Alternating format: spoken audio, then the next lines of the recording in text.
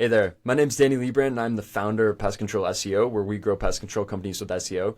Today, I am with Jake Sheldon, who is a almost world-renowned guy in pest control. I can't believe he's only 30 years old and he's done so much in the pest control space. And we were just talking before this call, and I am just blown away by the amount of accolades he has, especially at 30 years old. You know, a lot of the guys in the space are maybe 50 with the amount of accolades he has. So I'll try to go through them, but just know that Jake is one of the top players in the space, and I'm so glad to have him on. So let's see. He has equity in 13 different companies. Several of them are pest control. He sold his first pest control company, Pest Workx. He sold Pest Customers Fast, which was a marketing agency for pest control companies. He runs a virtual assistant staffing company. And I believe that's all. Is there anything else, Jake? I know there's a lot there. That about covers it. Okay, awesome. Well, yeah, Jake, so glad to have you on. Truly a Appreciate blessing. it. And yeah, thanks for coming on. Yeah, no, thanks for having me. Appreciate it. Awesome, man. So, like I usually do in these podcasts, I want to jump back to the beginning of your journey. So I believe you told me you started at 19 years old. Tell me what that was like starting at 19 years old. How did you get your initial start in pest control and digital marketing, all these things? Yeah, so it really started with digital marketing. Tell you the truth, it was from a YouTube video with Shopify. Because I was always messing around with websites when I was young, just trying to build websites. Built a couple for some like local people in my small town, Kearney, Nebraska. And so I already had like a liking towards, making money online, if you will. And really started with building websites, went to Shopify. And then right around 19 is where I took it seriously, is I created, a marketing agency. And that marketing agency, we started doing, Google ads. That was right at the start of Facebook ads too. So Facebook ads, crazy numbers back then, by the way. I didn't, if I could go back in time, be a whole lot different, of course. I'm sure a lot of people say that, but that was like right at the very beginning of Facebook ads. And I was mainly working with like home service based businesses, right? Well, if we fast forward a few years with doing that, I ended up meeting a pest control owner. And this pest control owner wanted me to run his Facebook ads, his digital marketing, and then also run a door-to-door team where they actually go out and door knock for pest control. And so I agreed to it. Long story short, it ended up going very, very well. He put on a lot of accounts, actually over 700 to be exact, in 1 year with $36,000 in ad spend. And because of that, we, of course, became really good friends. And he actually offered me equity in a new pest control location that he was starting. And that was Pest Workx. Hmm. So that's how I got into the pest control industry. Um, Long story short on how we started Pest Customers Fast is I went to a pest control conference that's pretty popular. It's called Pest World in the industry. And you just meet a bunch of other owners, and I told them about what's going on, and my business partner knew a bunch of other pest control owners as well. And because of that, we grew our marketing agency really fast. So within about 2 years of that time frame, we grew our agency to about 368 clients, all pest control. So yeah, it's pretty nuts, and uh, met a lot of amazing guys in the pest control industry. And then since then, we grew our agency, kept putting on clients of different niches, and then I ended up exiting this year, and now going in a different direction. That is so impressive, man. Can you tell me what that exit was like this year? Was it smooth? I know I've heard a lot of nightmare No, stories. no, 0%. Zero, no, because I've exited two companies now, and they are never smooth, never ever smooth. Yeah. Uh, you think it's going to take way less time than it actually is, and it ends up taking like 10 times as long as you think. Hmm. So it's yeah, if you ever go to exit a company, it's not smooth and it's not easy at all. I'm gonna be honest Okay. with Okay. you. And just to be clear, so you had over 300 clients, and were you doing strictly Facebook ads or anything else? Yeah, strictly Facebook ads. We did dabble into website building and a little bit of SEO. I'll be honest with you, our processes weren't as great for that aspect of things at scale to do that, and that's where we messed up. Mm. So that's why we stuck to Facebook ads. We went into the website building SEO for maybe about 9 months, close to a year, and yeah, man, it's we just didn't have the processes down to do them at scale as we could Oh, with the no, it's Facebook. it's brutal. I've been Yeah. really honing in on my checklist and templates and SOPs. My onboarding process alone, I think, is over 200 tasks in Asana. It is ridiculous. Yeah, no, Yeah. it is insane. And I'm also like white labeling like the Google ads and like part of the website site health stuff, and there's still all of these tasks to do. So it's ridiculous. It's a lot, but if you can stand out as an SEO agency that actually does all the things that you're supposed to do, then it does work out. Yep. And what's great about SEO and like once you have those processes down, which we wanted to get to, we never did. I'm being honest with you.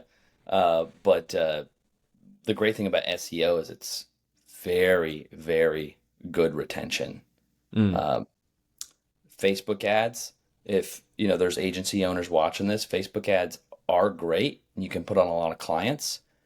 For us, we're in the pest control industry, I was in the pest control industry for the agency, and most of our clients would only go about 6 months because it gets cold in most states, Mm. and pest control usually dies down in the cold months. So our agency would do massive numbers in the season, and then we would do quite literally like 10x below in the winter. So, Yeah.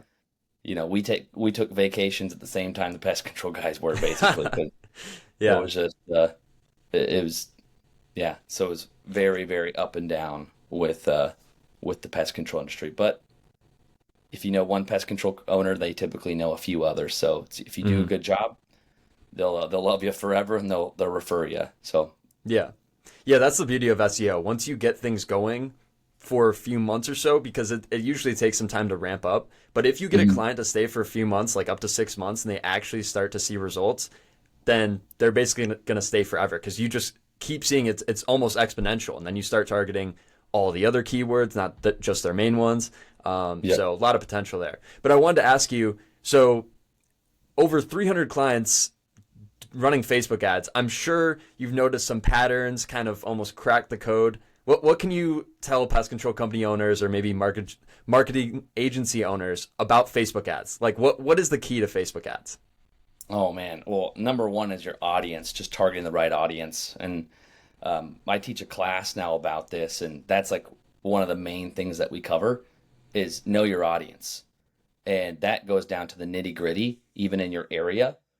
So, for example, if you're going to be targeting ads in Dallas, Texas, you're not going to be targeting kids who are 18 to 25 or even 18 to 30 now these days.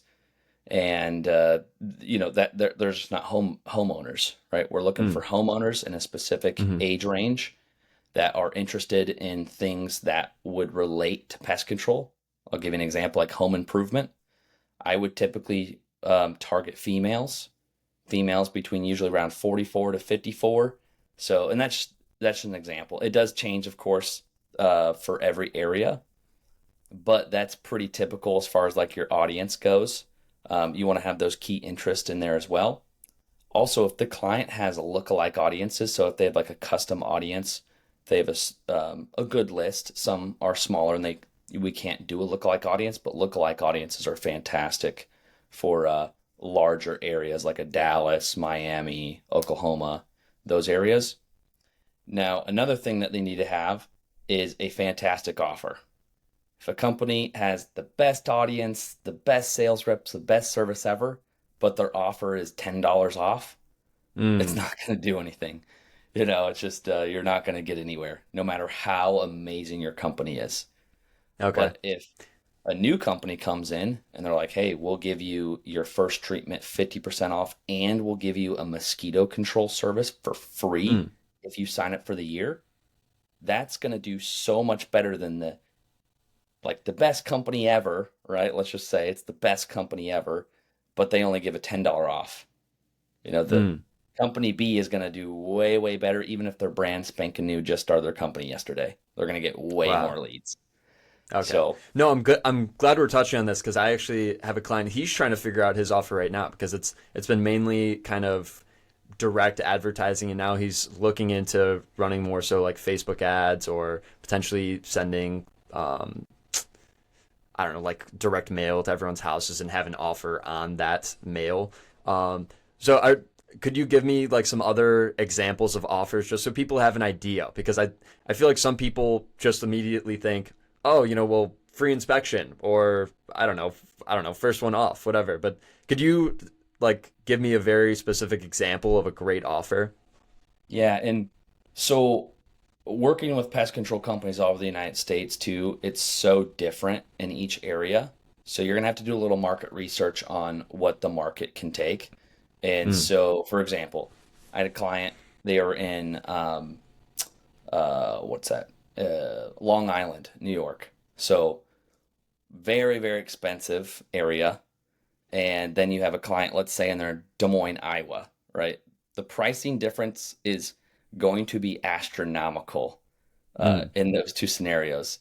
So the offer is going to be way different too. A guy in Long Island could charge $1,000 a year easily for mosquito control. mm. More like 1,200 to 1,500, or yeah, 1,500 for a mosquito control job. Well, a guy in small town Iowa might only charged 500, $600 for it. Could be half. So your offer is going to depend on number one, your market, and number two, the lifetime value of the customer. If you're a guy who only does one-time pest control, like you go out and do, a mosquito control job like only once, or you're doing a stinging insect job, or you're doing a cockroach job, and you're only doing it like one time, well, the lifetime value of that customer might only be a few $100s. So, but if your offer is, $99 for that job, you're not going to make a whole lot of money if that, depending on your lifetime value, if that makes sense. So Definitely. you have to know the lifetime value of the customer for the offer. And that's what a lot of large companies have figured out. They'll spend a lot of money in order to acquire that customer, and they'll do a fantastic offer to acquire them because they know their long-term lifetime value of that customer. And that's what I explain to all my clients because they want to charge crazy amounts up front. I'm like, you don't need to do that. They're like, why? I'm like, well, how long's your average customer? And for pest control, it usually was around 5 to 7 years. I'm like, so you're Mm, getting 500, 600, $700 for 5 to 7 years. You're making thousands and thousands of dollars off that one customer, right? They're like, yep. mm-hmm. I'm like, and you don't want to pay Facebook $100 to get that customer. And they're like, oh, well, I guess if you put it that way, that makes sense. So that was a conversation I had daily of people not understanding the lifetime value of the customer. And it's all about educating the client on, hey, yes, Facebook ads are going to be a few $1,000s per month, but let's say they spend $2,000 and they get 20 customers, it's $100 per acquisition. Some people think that's nuts and it's too expensive, but I promise you it's not nuts if they just keep on. So to answer that question in a long about way, the offer will depend on the market and the lifetime value of the customer. So I don't know if that answers your question, but it No, does. no, that's good. That's good. Yeah, no, I completely agree. I was just watching Alex Ramosi talk about this of the LTV to CAC, and that everyone is just thinking about maybe like an upfront one-time buy. But if you can Mhm. get someone on a subscription basis, like let's say for me, my marketing agency, our base package is $2,500. It's not that this client is worth $2,500. At the end of the year, they're worth $30,000. So Yep. it's in my best interest to keep this client. And again, if I keep them for years, that's a six-figure client. And Hmm. it's not just like a kind of a one-time deal, even though obviously I'm not getting out it up front, but this is what most kind of top people in the, I don't know, just the business realm in general think about, because it's all about the long-term thinking, right? If you can't think Yep. like 10 years down the line and not just like, oh, well, I'm gonna, kind of, I don't know, go down today. But in the end, you're actually going to be making way more money. So I completely agree. And it's totally relevant to pest control because it's like a subscription basis. You want to keep these people for the rest of their lives. Yep. 100%. Yep. 100% agree. Awesome, bro. So I kind of just wanted to ask this general question because you know a lot about the pest control space at this point. You've been in it about for 10 years or so and looked at a lot of different companies. On average, when you look at a pest control company, because also you're stepping in, taking equity, like really, scaling these companies. When you step in, what would you say is like the number one thing everyone's missing out on? Like, is there like one or two things that pest control company owners just aren't doing that's maybe an easy fix or pretty obvious? Yeah. So my mentor, massively successful guy, and he says this all the time, and it's stuck with me ever since. He's like, Jake, there's really only two things you need to learn in business to grow a nine-figure company. I was like, okay, well, what's that? He's like, you just need leads and delegation.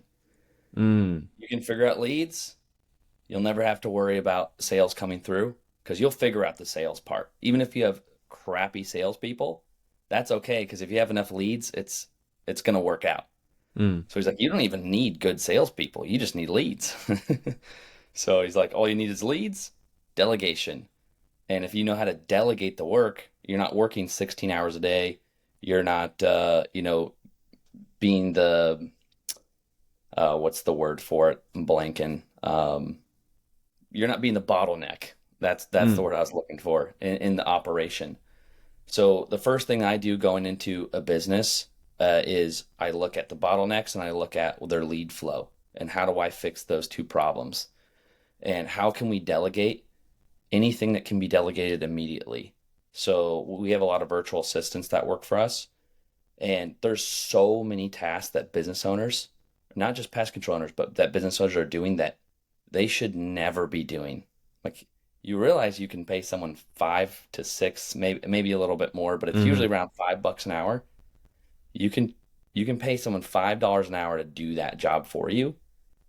And that owner, let's just say they're making, 150K a year, their hourly is worth way more than $5. And they're still doing that task. I'm like, you're literally nuts for doing this. It's not that they're, not intelligent. It's just that you don't know what you don't know. And that those are the two biggest things that I go into business that I learned from my mentor that have been quite literally life changing with those two things. I love that. I've never heard of that. Leads and delegation. But it's so simple, but it Yeah. makes complete sense. So I really Yep. like that. I'll have to kind of integrate that philosophy. But Yeah. I wanted to dive in the VA thing. So you actually run a virtual assistant hiring agency. Can you tell me more about that, when you started it, how it's going? Yeah. So I got into it years ago, and it was because I wanted to find a virtual assistant because one of our office staff was quitting, and I was kind of freaking out. And I was like, oh my gosh, what am I going to do? And someone had mentioned, they're like, oh, why don't you just hire a virtual assistant? And I was like, what is that? I didn't even know what it was at the time. And so like, oh, well, you can find people overseas like Philippines, Pakistan, India, Mexico, Colombia, wherever it may be, right? And you can hire people to do like your general task for you for a fraction of the cost.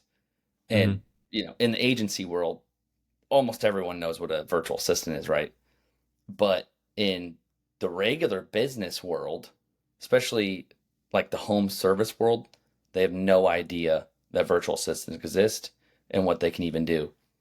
So, long story short, we basically were using virtual assistants for years and years and years, and I kept having um, clients of Pest Customers Fast ask how they could delegate some of this work or how we were doing all this. People ask me all the time, like, Jake, how the heck do you do what you do on a daily basis? I'm like, I don't do all that. I don't have enough time in the day. But Mhm. you can delegate those processes to great virtual assistants, and they can do a lot of that for you. Just like a large company here in the U.S. delegates work to U.S. employees. It's the same thing. You're just delegating it for a lower cost. And so I had clients reach out and they kept asking where I was getting my virtual assistants. And so we ended up just buying a virtual staffing company, it's a small virtual staffing company, Mm. just because I was referring too many people to them. And I'm like, oh my gosh, I'm missing out on so much money here. So we ended up just buying it. And now we staff business owners with virtual assistants. So we have all the processes, how they track, their progress, what interview questions to ask, what to look for, how to do their payroll, all that good stuff. That is so cool, man. That's awesome. And is it for all businesses or home services in particular? Yeah, all businesses. However, we've definitely fallen into the niche of home service just because I have a lot of connections in the industry, in the home service. So like solar is very popular. Pest control, of course, is popular. HVAC, roofing, and a little bit of plumbing, and then real estate have been our like main niches. But Okay. we've done a few others, but those Okay, are cool. definitely the most for sure. Awesome. So for the typical, like, let's say pest control company owner, what are some of those initial tasks that they should be delegating that like maybe they don't know about or that they can delegate? No, customer service right away.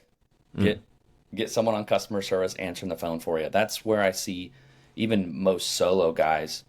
They're out there teching, treating homes, treating commercial properties, whatever they may be doing, and they're also answering their phone. They might have their rig on super loud, and they're sitting there trying to answer their phone. I'm like, that's nuts. You're making six figures and you're still answering your phone. You can hire someone for, you know, $1,000 to $2,000 a month to do that for you. Like, Mm. why are you doing that? So that's number one is customer service. Number two is, of course, sales. You can have people actually take the sales calls for you. Next would be like general admin tasks. So like checking their emails, doing their routing. Um, we even have people who do like their finances and their bookkeeping for them. Uh, Lead management systems like on Go High Level. Anything you can think of, a virtual assistant can do it, but the yeah, number one would definitely be customer service and sales. Those are the two that people should outsource immediately when it comes to that, Interesting. unless it's high ticket sales. Okay, cool, Right. cool. That's a little different. Um, I'm just a little skeptical of that because I know that like the typical VA doesn't have too good of English. Is there a certain like area that you're sourcing people from? Because I think I've heard that maybe VAs from Mexico or other places are better at English. Is there a particular area that you ascribe to each role? Yes, 100%. So any admin tasks that don't require phone calls, I would look at the Philippines. Now, if you're looking for people who are going to like take sales calls, do customer service, things of that nature, you're going to want to find someone very, very sharp, high level virtual assistants. They're going to be a little bit Hmm. more expensive because typically we find people who lived in the US who now live in Mexico. Almost all of Mm. my virtual assistants actually lived in the US before. Actually, Interesting. all of them but two. And so we have a, that's why a lot of people go with our virtual staffing agency because we have a little niche of people who have lived there already. Huh. And so I would, this is just my opinion, I would veer away from like Pakistan, India, those places for sales calls. They do fantastic with other tasks. They do great with those. But however, in America, people tend to, um, I don't want to say this, but they're used to a Spanish accent, Okay. Yeah. which which is it doesn't sound foreign to people. Mm. So there's not ever a question for any of my businesses that we're staffing out of the U.S. Everyone believes that we're truthful if they ever ask, but everyone believes that we're local to the U.S. We're staffing everyone in the U.S. just because they have a very, very slight Hispanic accent, which is pretty native to the U.S., so. Okay, awesome. And how does the agency, like the virtual staffing agency, work? So a business comes to you and you take a look at their business and place them, or do they ask you for the positions and then you give them? So there's two scenarios, and exactly what you just said. People come to us, they're like, "Hey, Jake, I'm working too much. I need to figure out how to delegate my tasks. Can you help me with delegation?" And so we'll go over a discovery call. We'll look at their business front to back, see what we can delegate, figure that out, find a person who can do it. Or option number two, they already know what they need to delegate. They're like, "Oh my gosh, I'm doing way too much of this, this, and this." I'm like, "Awesome. We can help out." They send it to us to fill an onboarding form. We find a virtual assistant. We go through all the interviewing, all the background checks, everything for them. We place them with the assistant. They do the third and final interview, and then it's off to the races from there. Awesome. Where can people go to find out, your website or whatever more information? Yep, nextgenofstaffing.com. Nextgenofstaffing.com. Awesome. All right, cool. I'll link them in the description as well, and I'll check it out for myself because I actually just hired my first VA. It's a pretty tough process. I made a post on LinkedIn. I got like 200 people that commented and were looking for a job, and maybe like 5 or 10 of them actually seemed like a good qualified fit. Yeah. So it's tough. We definitely have a process down, and it's not because the process that I built. I'm gonna be honest with you.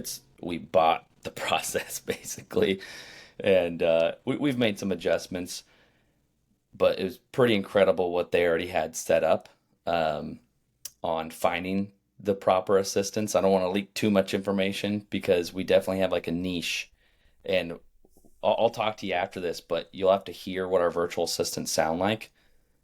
They sound American, and Wow. that's why so many people are coming to us now, is because our assistants, they don't sound like they're in another country, which is a So massive, impressive, man. That's massive, awesome. Yeah. yeah, deal.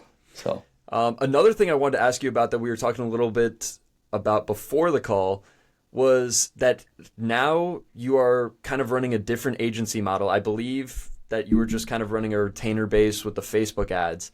Now you've transitioned into more of an equity-based model with your agency. I don't even know if I'd call it an agency, but you're just getting equity in these companies. Can you tell me about why you made that transition into the equity model and tell me just more about it?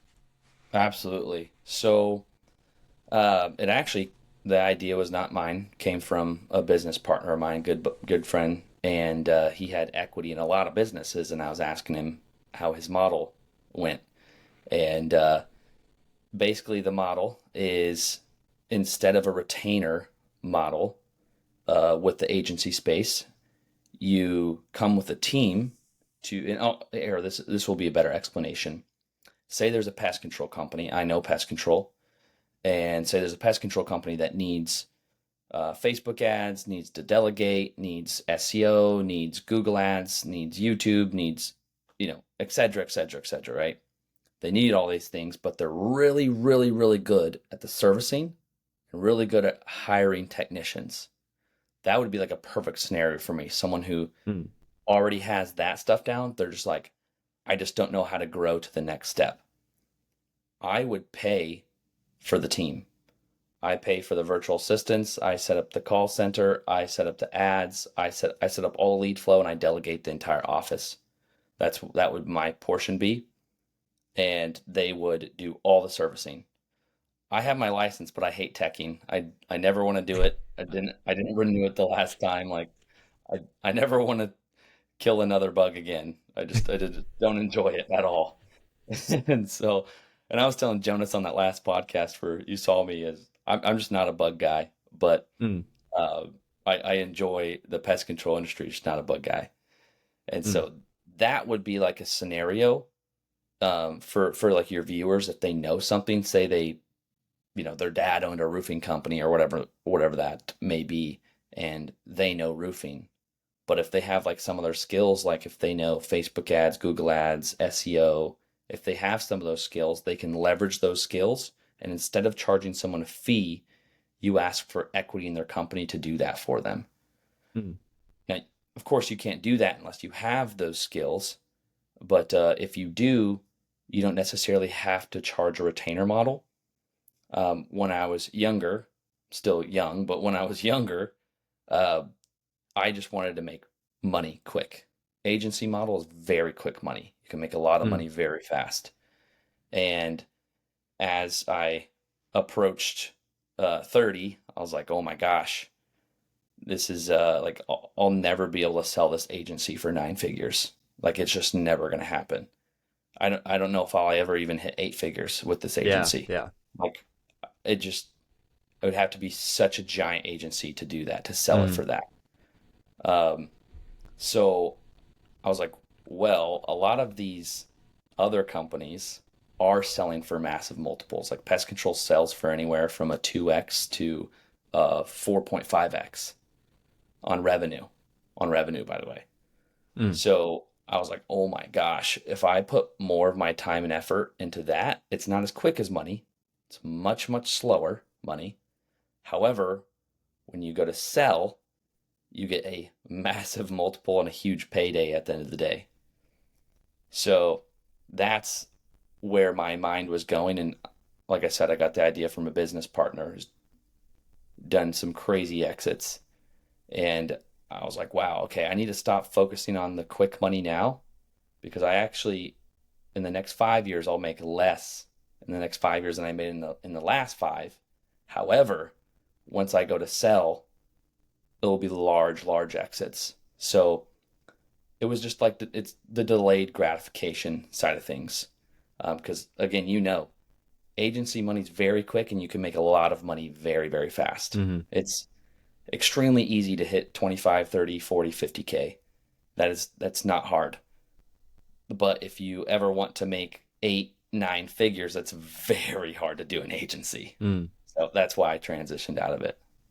Okay, cool. So you kind of evolved from the agency model. You've already done it. You already had over 300 clients. You kind of wanted something new that's actually not necessarily scalable, but that essentially has a huge payoff in the end. So I totally respect it. I think it's a super interesting model, and I don't think I've heard of anyone doing it. No, I don't think so. I mean, maybe rev share, but that's different, right? Getting Mm-hmm. actual equity is, I would think, really tough. So could you walk me through Very that? tough. What is it like to get equity from a company owner? Do you have to kind of sneak into it, like ease them into it, or are people on board right away? No, it's extremely difficult. I've talked to quite literally thousands and thousands of business owners.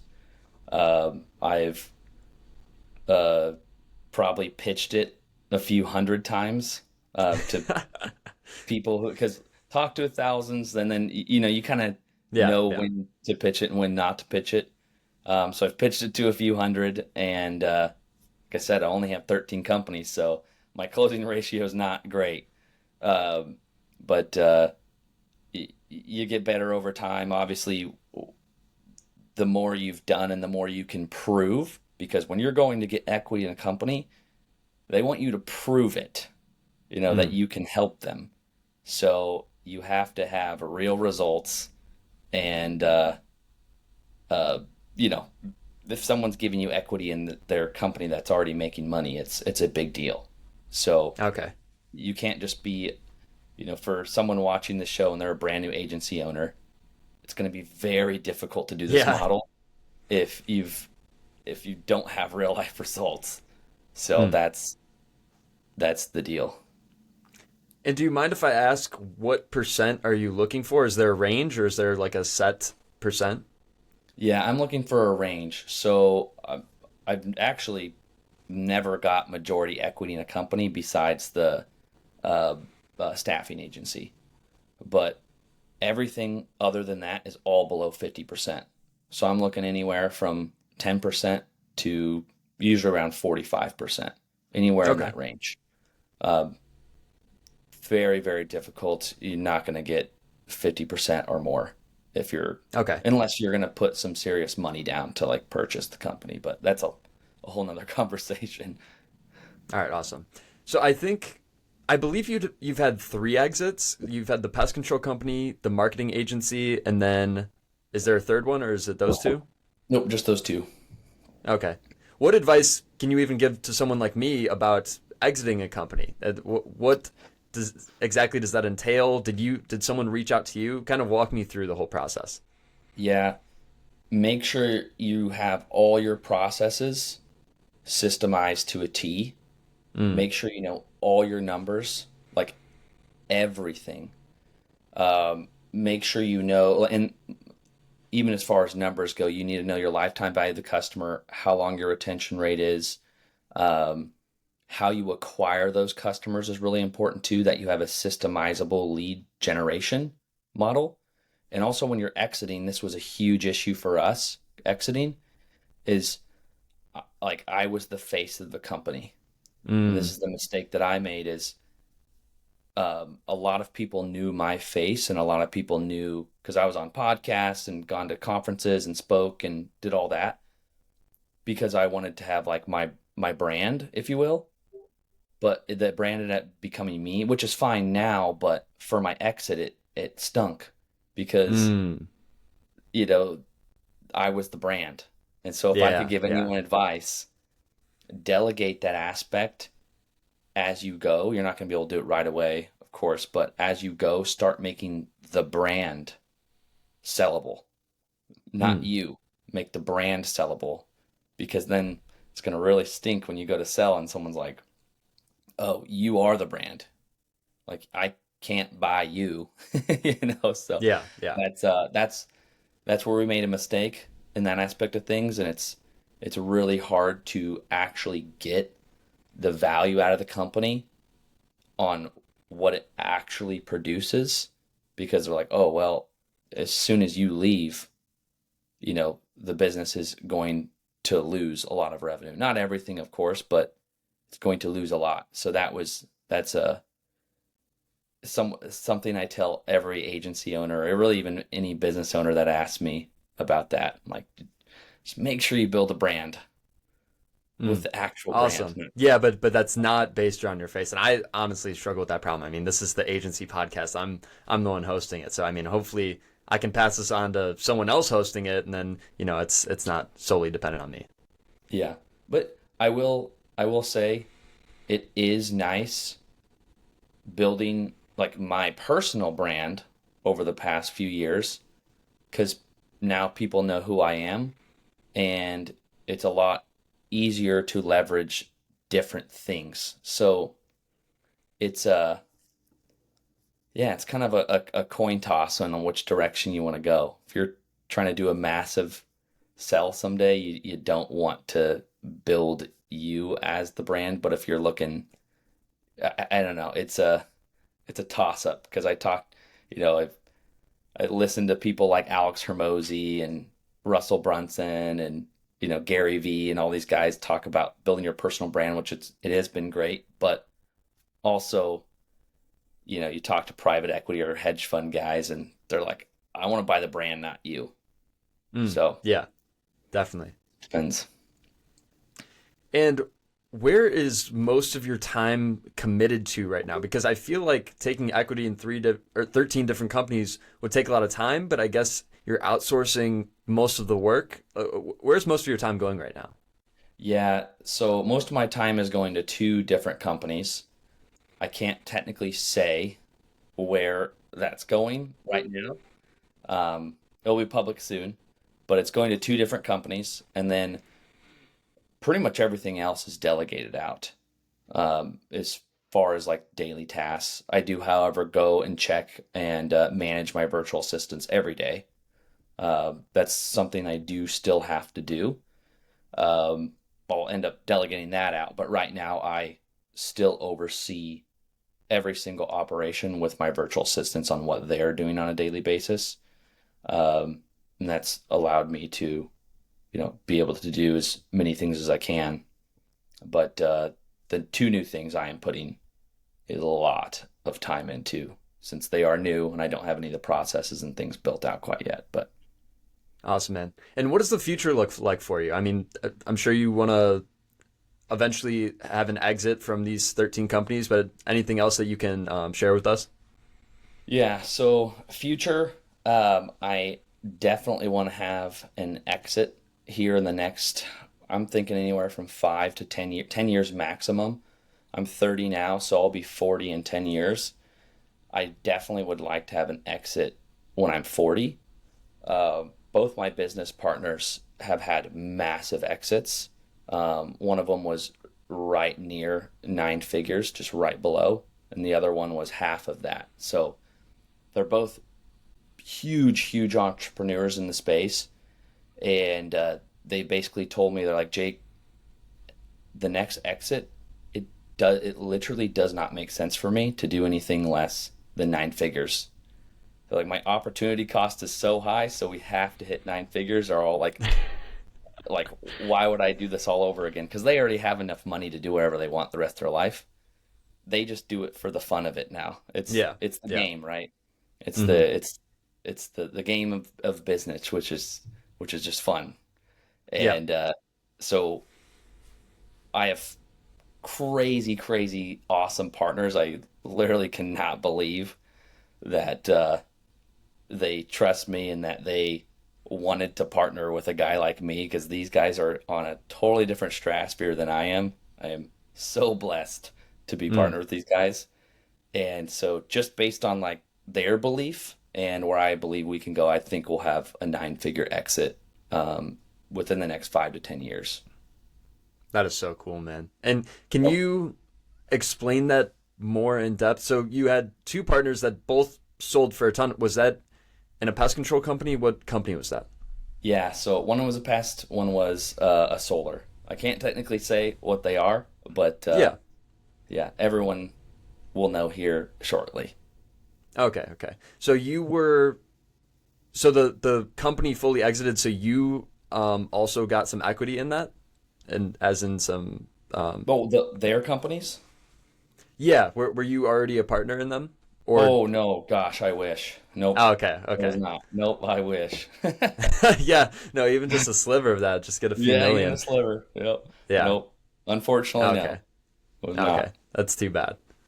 I know. So, but you are partners with them now? Yes. Yep. This is very, Okay, very okay, recent. Very okay. recent. And those are newer ventures? Yes. Yes. Okay. Yep. That's so cool, man. Yeah. That is awesome, man. I mean, obviously if they've already exited for, 50 million, 100 million, same thing's going to happen, I mean, even more so this time. So, Yeah. And you're they already probably know going what to they're get a doing. nice And chunk of that. oh my gosh, yeah, man. It's exciting, and like like I said, man, I can't believe that these guys would be willing to partner, with me. I'm just crazy blessed to be in the situation, and really it all came from being in the marketing space. Mm, So you meet people, you do great work for them. If you do great work, they're going to make a lot of money. They're going to love you, and they're going to tell mm, their friends about you, and then they're going to tell their friends about you, and then it's a trickle effect. So if you take care of people, they'll take care of you back. And that has just been a huge, huge part of meeting the people that I've met. It's not because I'm awesome, it's because the people that I've met are awesome and those people are awesome. And like it's yeah. just like a trickle effect. Um, yeah, it's a really humbling experience, like meeting people on that level. And yeah, it's been a nuts ride that it all started with just building a marketing agency. Yeah. So cool, man. And yeah, that's kind of what I wanted to ask you is like, how do you put yourself in a position to get that opportunity? Do you think it was just because you're kind of like the number one guy in Facebook ads for pest control? Or what do you think was like the number one driving factor to get equity in all of these companies, all 13? Yeah, it's just leveraging relationships. So, like say for example, Jonas Olson, I'll give him a shout out here. He runs the Pest Control Millionaire podcast. Good buddy of mine. I did ads with him in a class with him years and years and years and years ago. Well, we did very well for him, and because we did very well for him, we became friends. And because we became friends, he referred me to a few people, and we've stayed friends for a long, long time. And now, because of that, now we've become partners in this new class. And so it's just like a full circle because I took care of Jonas. We did very well. He now is my partner, and in this class, which is crazy because he's a huge, huge authority in the pest control space. I mean, he'll definitely sell his company for well over 9 figures someday. Like Wow. well over. Wow. Like he'll be one of the biggest companies in the nation here in like the next 2 years. He's going to be massive. So it's if you can leverage your relationships to meet guys like Jonas, he knows people like him and even farther beyond. Right? So if you can get in those circles are tight. It's like all the big guys in each industry, the roofing guys, the solar guys, the pest control guys, they all know each other. It's nuts. Yeah. Yeah. It's when you get into those circles, all of them know each other. And so if you do well for that circle, it's really easy to scale. And that's why we grew our agency so fast, because one guy had 10 locations, another guy had 36, another guy had 48, another guy had 10. It's just, and it speeds up everything. And that's how, I mean, kind of a little lucky too. I'm not going to lie. You'll meet the right people. If you do enough outreach, you'll get lucky too. Awesome, man. Yeah, that's really good advice. And that's part of why I do the podcast here is, again, I told you before, is to connect with high level people like you. Like I reached out to Jonas. I want to have all these guys on the podcast and just kind of learn and then establish this initial relationship. So, maybe, I don't know, I can ask you about something, you can ask me about something, but just so I can kind of, get my foot in the door, get something going that's not just, like I'm good with the marketing agency for now, but obviously I want more the same way you did. Yeah, absolutely. Yeah, man, the biggest thing for me has just been network over time. And just like you're doing, if you're reaching out, like I don't know how much outreach you're doing, but we were doing ridiculous amounts of outreach. If you do enough outreach, you're going to connect with business owners. You're going to get on the phone with people. You're a likable guy. You're going to talk to a lot of people. And just years and years and years and years of doing that, you're going to meet thousands of business owners. When you meet thousands of business owners and they like you and you know how to connect with them, it's crazy the people I've met from the agency world. Again, it's not because I'm like famous or people think I'm awesome. I'm not awesome. I just talk to so many people that you just like connect with the right people, Well, I will say that you are awesome, so I'll correct you there. No, I appreciate it, man. Yeah, but just to be clear, were you reaching out in terms of like lead generation to get clients, or you're talking just to network with people? Yeah, it's lead generation. Yep. Okay. Just offering people a service that they need, just connecting the gap. And over time, if you do what you said you're going to do, that's the biggest thing. If you do what you said you're going to do, you will have many, many friends. And Awesome. they'll connect you with a lot of people. Did you see any channel that worked best, like cold email, Facebook, LinkedIn? Yeah, so Facebook used to do fantastic because we have virtual assistants. All of them have Facebook accounts, but Facebook actually adjusted this recently with the messages platform on how many you could do. I mean, even a few years ago, it was nuts. You could just send message after message after message all day, every day. But every platform adjusts that. Cold email was fantastic for a while too. They all adjust. What I actually prefer now is running ads to clients because it's a lead generation machine. I know if I put in money, I'm going to get money back. Put in money, going to get money back. Now, however, I've talked to some guys that own some massive agencies, and I was already transitioning out of this, but they're like, honestly, Jake, where I've gotten most of my clients have been from my YouTube channel and from my podcast. And they said Interesting. I've built authority. People listen to me, and they might listen to 3 YouTube videos or 4 podcasts, and then they'll finally reach out. but they're Mm. like, I built authority in this like space or in this niche, whatever they were doing, and that's how they're getting most of their clients now. I'm like, that's Yeah. interesting because I never did that. Mm. Um, it would have been interesting to see going back in time what would have happened if I would have started at, I believe you're, at your age, and where I'd be at 30. So, but Yeah, no, I totally love the content game and I see so much potential in it. Like again, the podcast, there's like infinite content to be made. Make like 7 short form clips from each podcast. Everyone's yep, like, I think on average per podcast, I think actually no, I think per month I get like around 30,000 impressions from all platforms in the podcast. So what is that yeah, like? 400,000 at the end of the year. It's all free. It's all like I'm not. It takes me like a few hours a week. It's not a big deal. So I see a right, ton of ROI in it, and also it's essentially exponential because it's going to keep growing, and as there's more followers, then more people want to follow it. So I'm a big advocate for content and branding and all that stuff. yep, and that will stick around forever. That's what we're doing with these new companies I was telling you about earlier. Is we are going to focus, and this won't be agency world, it'll be traditional business, but we are going to focus a lot on the content because it stays around forever. So Yeah. dude, I think you're going to do fantastically well with this SEO agency because you're already on your way, man. Having this podcast and building a YouTube channel, you're going to crush it. Thank you, man. I really appreciate that. I truly do. All right, man. Well, we'll wrap it up here. I've actually got a call to take. So, before we wrap it up, where can people find you on social media? Just Jake Sheldon on Facebook. I'm on Facebook all the time. That's where I'm hanging out a lot. They can find me at nextgenofstaffing.com as well if anyone needs a virtual assistant. And then if you're a pest control owner, I also host classes twice a year with a guy named Jonas Olson. He runs the Pest Control Millionaires podcast, and you can find us at pestcontrolmillionaires.com. And so Awesome. those are Okay, the yeah, no, two I was already places. going to ask you what you'd like to plug. Is there anything else you'd like to plug? Nope, that's it.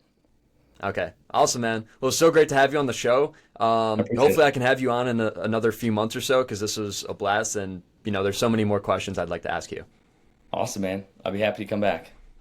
All right, cool, man. It was great talking to you, and I hope you have a great rest of your day.